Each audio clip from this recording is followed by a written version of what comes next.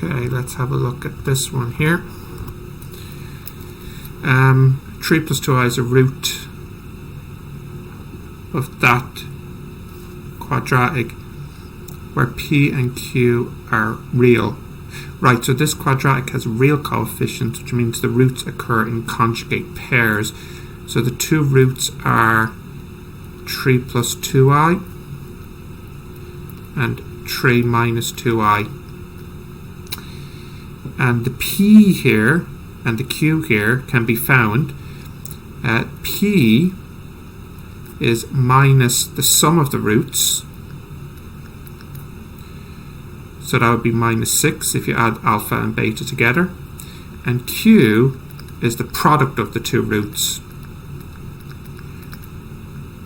That's a little bit trickier because we'll have to multiply these together. 3 plus 2i. Actually, you know, that's not too tricky. We can do this in our head.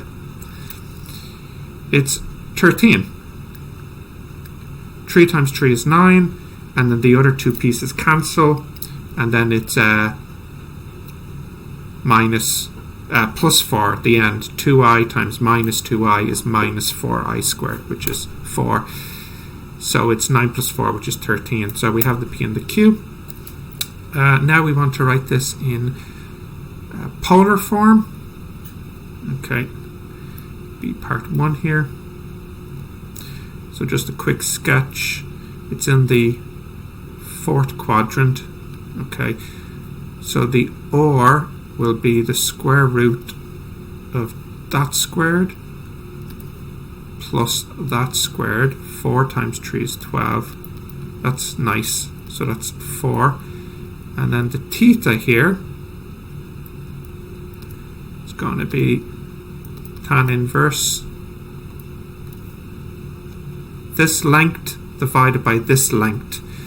I won't bother putting in the minuses because I have it drawn in the correct quadrant. Well, I mean, okay, I can put in the minuses. I know this is a negative angle here.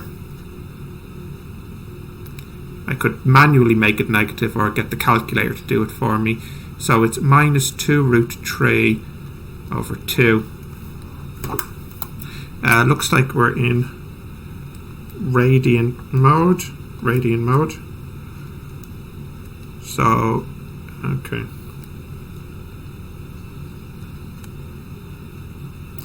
So that is equal to minus pi over 3. Which is right. You just got to be careful here because sometimes, you know, we might want this one here with the signs. Anyways, just got to be careful here. Make sure you draw it accurately and the angle makes sense to which quadrant we should be in. So we have V will equal 4 cos minus pi over 3 plus I sine pi over 3. And if you're not 100% sure, you can always check it on your calculator. Just type in 4 cos pi over 3, minus pi over 3, and you should get, you're supposed to get 2. And then you just change that cos to a sine.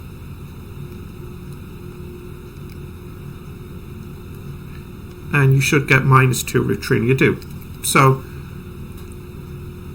we're perfect here. Use your answer to find the two possible values of w, where w squared equals v. So you have to write this in general polar form now. W squared equals 4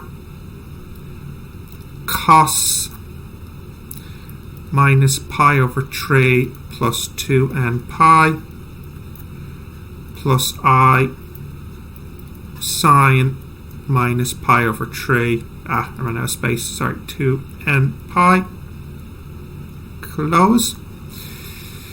So what you do is you square root everything, or power a half everything. So that's power a half, that's power a half, and that's power a half.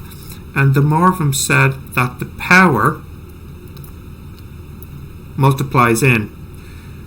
So that becomes cos minus pi over 6 plus n pi plus I sine minus pi over 6 plus n pi. Right, so the two answers here, the first answer W0, you just have to sub in n as 0.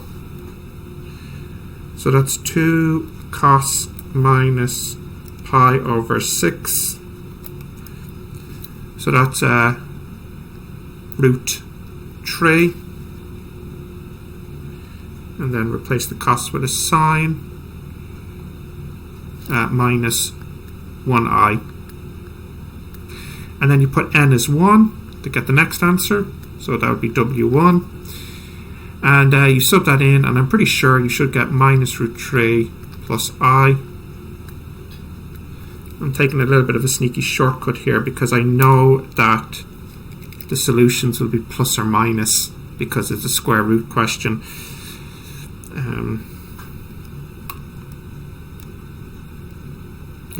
Yeah.